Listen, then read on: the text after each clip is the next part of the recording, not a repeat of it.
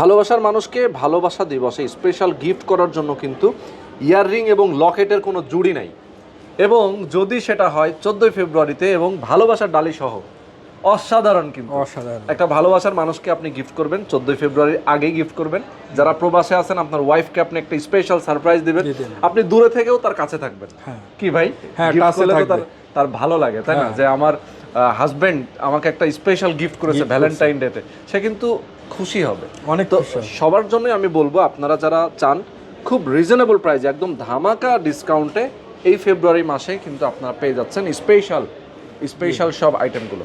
ভাই এইগুলোর প্রাইস রেঞ্জটা কেমন? কত? 14,500 টাকা থেকে ইয়ারিং শুরু, আর লকেট শুরু হবে হলো 7,999 টাকা থেকে। তাই নাকি?